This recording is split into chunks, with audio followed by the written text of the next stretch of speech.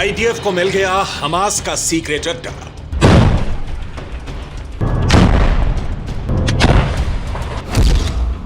जंग का मैदान बना अल शिफा अस्पताल। रिहायशी इलाकों में मिला हथियारों का जखीरा। गाजा में इजरायल की सेना का ग्राउंड ऑपरेशन जारी है और इस वक्त इजरायल की डिफेंस फोर्स अस्पतालों में बने हमास के कैंप को तबाह करने में जुटी है। गाजा के सबसे बड़े अस्पताल के अंदर और अस्पताल के आसपास बने हमास की सुरंगों का पता लगाया जा रहा है और उन्हें नष्ट किया जा रहा है।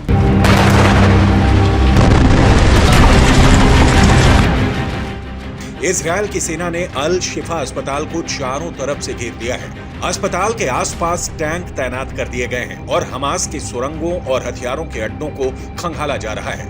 इजरायल की सेना के ऑपरेशन के दौरान अल शिफा अस्पताल के पास हमास की एक सुरंग मिली। दावा किया जा रहा है कि ये सुरंग अस्पताल के तहखाने तक गई है, जहां हमास के लड़ाके छिपे हुए थे और हमास ने अपने हथियार भी छिपा रखे थे।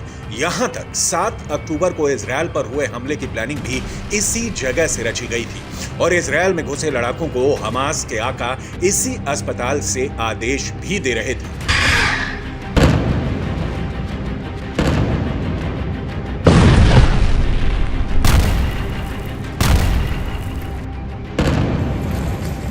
सिर्फ अल शिफा अस्पताल ही नहीं, अल कुद्स और रिंतीसा अस्पताल को हमास ने अपना कंट्रोल रूम बनाया हुआ था।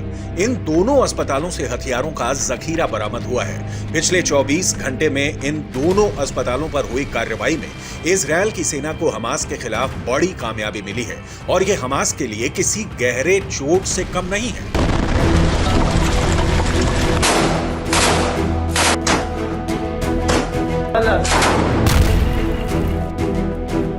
जैसे जैसे गाजा पट्टी में हवाई हमले के साथ इजरायल की डिफेंस फोर्स का ग्राउंड ऑपरेशन आगे बढ़ रहा है, वैसे वैसे हमास की धड़कनें भी बढ़ती जा रही हैं। इजरायल की फोर्स गाजा के कई इलाकों पर कब्जा करने का दावा भी कर चुकी है। अब गाजा पट्टी के बेत हनून से सामने आए इस वीडियो को देखिए।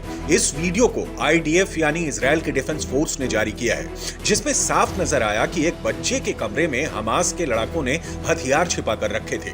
ये हथियार बच्चे के बेड के भीतर बने बॉक्स में छिपा कर रखे गए थे। आईडीएफ को बच्चे के कमरे से हमास के रॉकेट, लैंड माइंस, राइफल और कई हथियार मिले। इस वीडियो के सामने आने के बाद इजरायल का दावा काफी मजबूत हो गया कि हमास आम लोगों के घरों को इजरायल पर हमले के लिए इस्तेमाल करता है। All of the evidence that we have found just now in this building of the Shifa.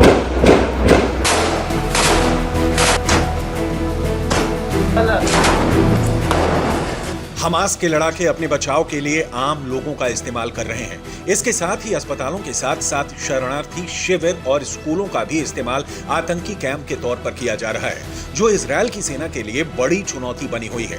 लेकिन इन चुनौतियों के बीच ग्राउंड ऑपरेशन तेजी से आगे बढ़ रहा है और अब इजरायल की सेना हमास के उन गुप्त ठिकानों तक पहुंच चुकी है जिनका इस्तेमाल आतंक के कैंप के रूप में किया जाता था। इजरायल के प्रधानमंत्री नेतन्याहू ने भी साफ कर दिया है कि हमास के खात्मे तक ये युद्ध नहीं रुकेगा और अब इजरायल की सेना गाजा में जारी इस ऑपरेशन के अगले चरण की तरफ बढ़ रही है।